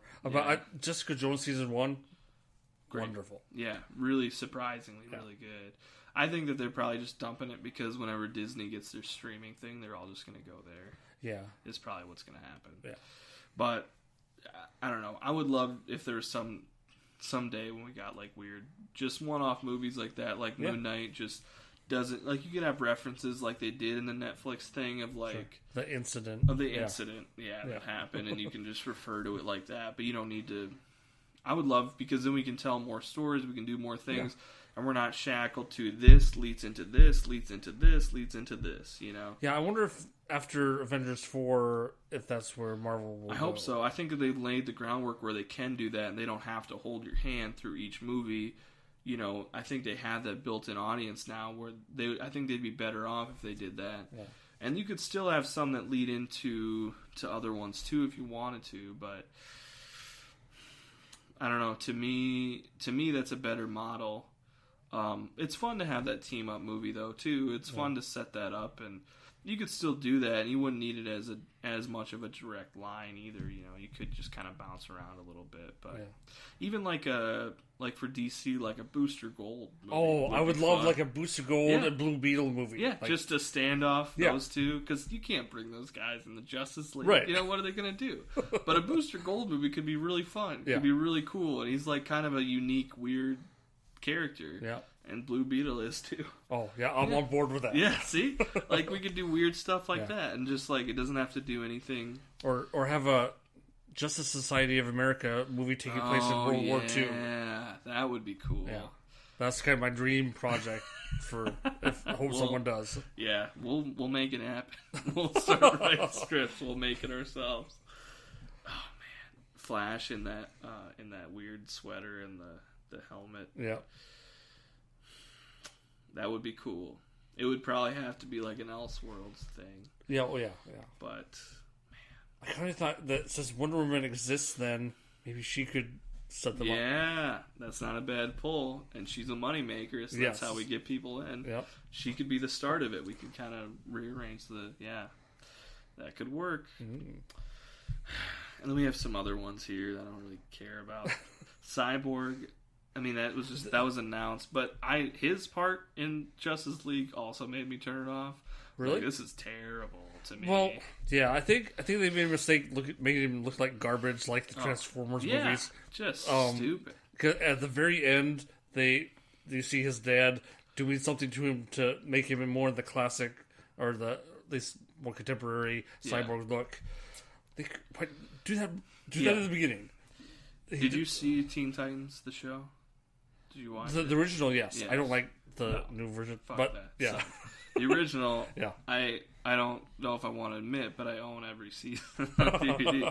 But I love it, and Cyborg is so cool. Yeah, like that's like a different kind of Cyborg, but it's perfect. And he's like, that's cool. That's how you do Cyborg. Yeah, and now we know that, and then that movie's just terrible. Plus, like, I didn't like the flashbacks of playing football, because whenever I see football in a movie, it pulls me out of it. Probably because I played football. Oh. So it's just little things like... So what's your opinion of Rudy? You know, Rudy I liked. Okay. The plural. But it's a little bit tainted for me now, because I know... Because of kind of what Joe Montana said, and kind of what because Joe Montana was on that team, and he was like, well, we kind of carried him off the field sort of as a joke. Oh. Like... So I didn't know that. Yeah, I know, I don't mean to ruin Rudy for you. Okay. And then plus that, like, that guy still hangs out in bars around there telling people about it. Like, he's a little bit, like... But it also works for the character because he was a tryhard. Like, when you play, did you play football in high school? Like sometimes there's that tryhard in practice that isn't that good, but like you're kind of going through walkthroughs and you're like, we're not just gonna bang into each other because it's not like this intense thing. We're just trying to run this play right. And then there's a tryhard on the other side just cutting in and just going, and you're like, it's so annoying. You're like, fucking knock it off, all right? Like, okay. And so, like, those type of people exist, and they are annoying, but, like, it fits with the character because that's who he is. Like, he's just a goody two-shoes try-hard, and it ends up working out for him. The movie's still fine. It's still good. Interesting. I didn't mean to get you off on a tangent, but I learned something. That's there you go. So it is tainted a little bit because I can't help but think about that. But then it also works back on itself because I also had that other thought of like, well, I have known tryhards like that, and it can be kind of annoying, but that makes his story from his perspective work on the same level too. So yeah, football in movies just doesn't always work for me. I actually really like Any Given Sunday. It has its problems, but as far as professional football goes, I really like that one. Friday Night Lights is probably the best as far as capturing the feel of, especially high school football. And it's a bigger deal in Texas, but Friday Night Lights is really good. There's a couple other ones, but most of the time, if it's not like a football movie and they just have a snippet of someone playing football, it just takes me out of it. Oh, okay. Like in 20, I don't, whatever. This is my show. I can go on whatever Right. tangent I want. Right. In 22 Jump Street, I don't know, did you see that? There's just a part, there's like a subplot that he plays football. And it never worked for me because I played football and he's in college. And then, like, there's just scenes of, like, where they're going through this chase and then there's a football game going on. He's supposed to be there. And they're playing the game and he's not there. And then there's a guy on the team, like, texting him from the sidelines. I'm like, that would never happen. Like, you wouldn't be a starting tight end for a football team in college if you're always ditching on practices, because that's what he always did. He never put the time in. Like, you wouldn't be able to play. Right. And then, you can't be like, they wouldn't be like, oh, where's my phone? You don't have it with you on the sideline. Why would you? It's in your locker, in the locker room. Why would you? You would never have it. But then he's sitting there like, oh, where are you? We need you, bro. And he's like, oh, I'm coming. And he just runs, just randomly, like, all right, get in there. And it's like, no. And then the way it's all set up, like, and, for every other audience member, I'm sure, is like, oh, like I would fun. not notice yeah, that. you wouldn't. But just for me, it pulls me out of it because I know too much about football, so it bugs me. So, yeah, long story short, Cyborg's football stuff in the movie pulled me out of it. I'm like, that's dumb. But there's ways you could do it. Like, there was this one weird, cool Under Armour commercial that Adrian Peterson starred in. Okay. Where it was just kind of slow motion, sort of. It was like black and white, but it was snowing, and it was him, and it was just snaps of him getting the ball and running, and then kind of, because they made Under Armour is this whatever, but they made like they call them girdles, but it's like underwear, right? Boxers, sure. But they have built-in pads in them, so you don't have to put the pads in your pants, like on the thigh pads and stuff, and it's like this hexagonal material that looks like a beehive, sort of, is kind of the pattern of it. Okay, yeah. So basically, he's having this great game, and people are upset, and then there's like not really any words, and then it shows him after the game.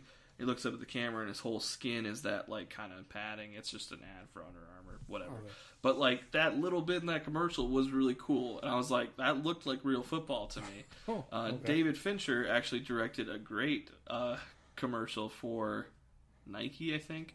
But it showed double perspectives of LaDainian Tomlinson and Troy Polamalu growing up as kids, and them like kind of playing football, and then they eventually collide in the NFL, and they use one of my favorite songs of all time, "The Ecstasy of Gold," in it throughout, and that's a great little thing, and it looks like real football to me. Okay. So like, there's little bits that like when you just have a little bit of football, like if they would have done that, it would have been okay. The Dark Knight Rises isn't bad. That football, the scene in the stadium when it bombs, not bad. The only part that doesn't work is Hines Ward running away from everything falling behind him and he doesn't notice it. Like, you would probably be able to feel like the earthquake of everything falling down, but other than that, it's not bad. Okay. Weird tangent, again, but it's my show, damn it. I don't know. Wonder Woman 1984.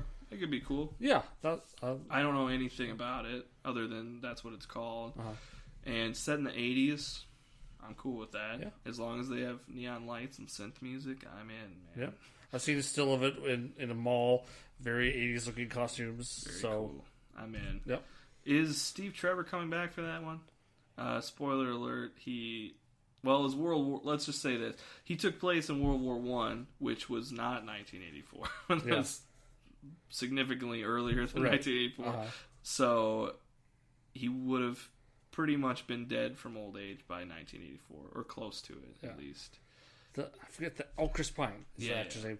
I see an interview with him. He's in it, playing Steve Trevor, and that's all I can say.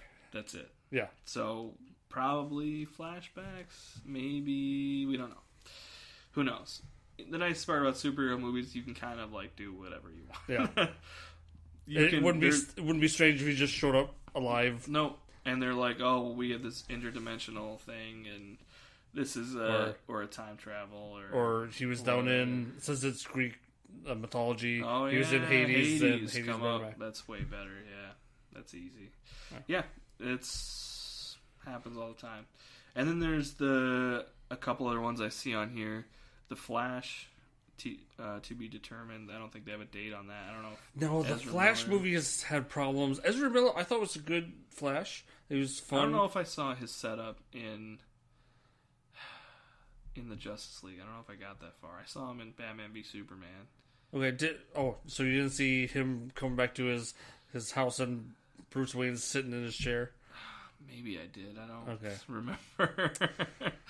If I did, I don't remember it. I thought he was one of the standouts of Justice League. He made it. He's one of the... Because when I first saw it, I was like, that's not what I think of as Barry Allen, but I didn't see the movie, so maybe... But it doesn't have to be the same. It is very different than what you would think of in the comics or even the Flash TV show. Yeah. But I think it's... For what it is, I think it worked well. Okay. It was fun. But yeah, the Flash movie, they've gone through so many things. At one point it was titled Flashpoint, based on a comic book crossover, which the New 52, it rebooted the universe, and I think that's maybe got people thinking, are they going to reboot this? Yeah. I wouldn't think so. I think they were just telling a time travel Barry Allen story, right? And Flashpoint, that's a great comic, and they made a really great animated movie about that. It's really good. Flashpoint Paradox. I think that could be a good movie of Barry Allen discovering he can travel in time and wanting to save his mom. Yeah. And screwing things up. Easy, that works. Good character stuff. I don't know. The Batman, that has a bunch of issues too. Yeah.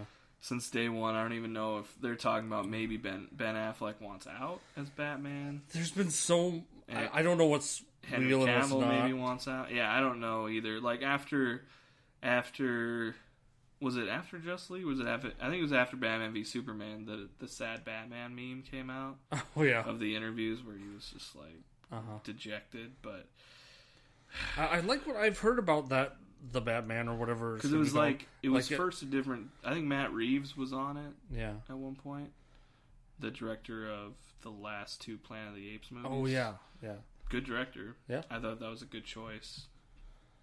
I don't know, but it sounded like more of a noir detective story. Yeah, that I think would be great. Yep, I would love to see that, because that's something we haven't really seen much of. Batman is the world's greatest detective, quote unquote. We haven't really seen much detective work in these movies, so it'd be cool. I've heard possibly The Long Halloween. I own that book. I haven't read the full thing yet, but I know that's a good story. Yeah. I don't know. There's so many great Batman stories. Yeah, he's one of the most published characters. So you can find one and easily do a good. You could easily just the Batman we've seen so much of, but he's so relatable and he's such a great character that we can easily do it as long as they don't do an origin. Because I said in Batman v Superman, we don't need another Batman origin, and they still did it. Yeah, and I was like, "That's annoying." We stop. We know get it. Yeah, we get it. Like Spider-Man: Homecoming didn't do the Uncle Ben dying origin story. We all know it. They barely referenced it, and it was a great movie. And they got Spider-Man so right, and they didn't have to do anything with that. For Batman, I'm worried that since he's DC's most popular character, the studios just can't stop themselves from interfering. Yes, exactly, and I think that's probably what's going to happen. But if it was a true to form, neo noir, modern day noir, I'm fucking all in on that. I mean, can you imagine a Blade Runner type Batman movie? Not in the future, but that kind of tone of like walking down a Gotham street. And it's dark, but there's neon lights, and there's just steam coming out of the gutters. Yeah. And he's walking with his hands in his pockets and his collar's up, and he sees some robbery over there, Bruce Wayne, and he just looks at, just that alone is man. Yeah. Visual storytelling. Yep. But Matt Reeves is a great director, and I don't know if he's still even on it, but they had somebody else first, and they brought him in. And then the thing about Warner Brothers that's so dumb is that they get so jumpy. They one bad thing happens and they jump and they completely change ship, and they do that constantly.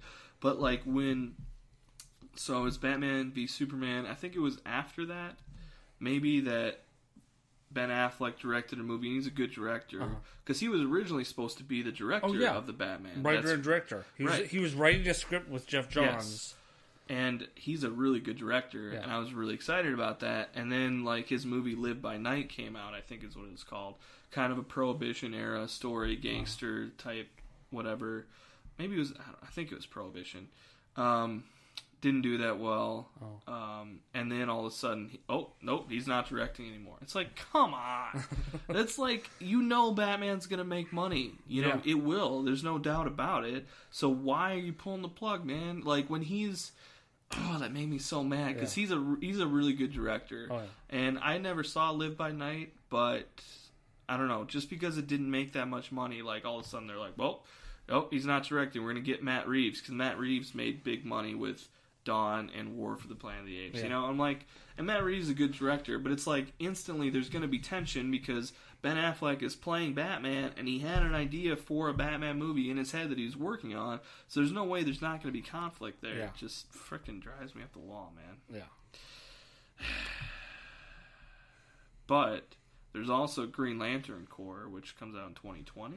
Yes, that I have hope for. I hope that they can have a better success the second time around.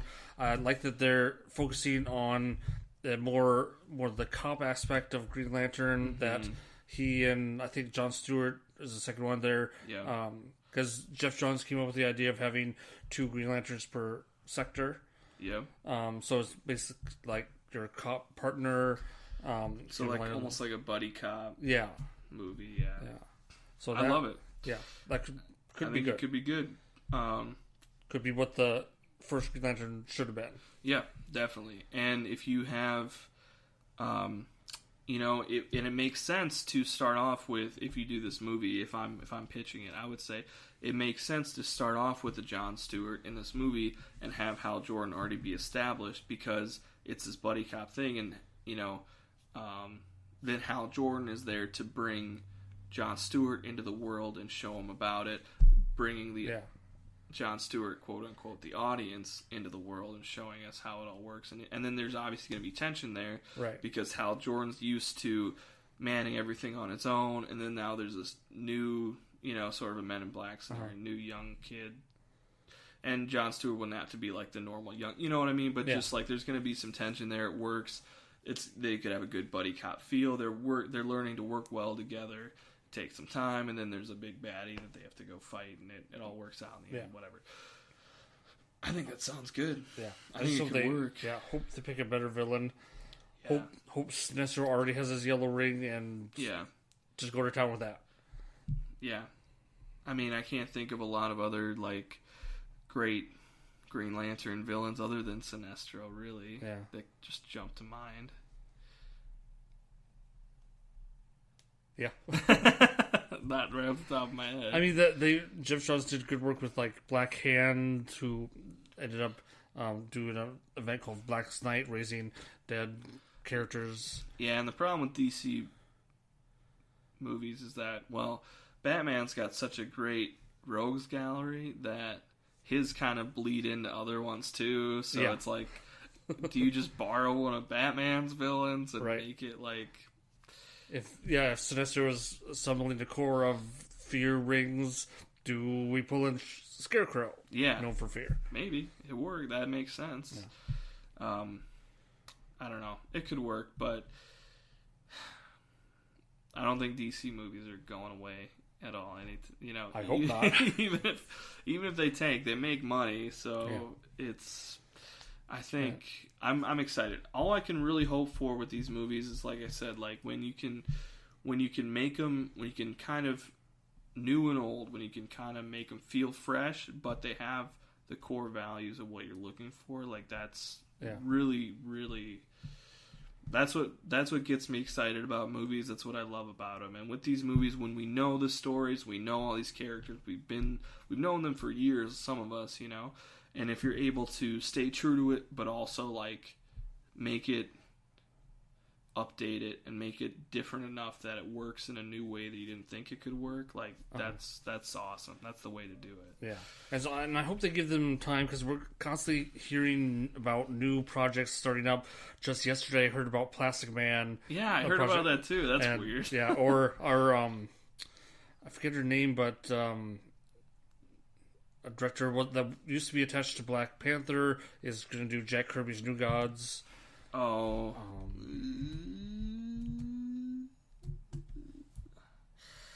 Or no, she did Wrinkle in Time for Disney. Oh,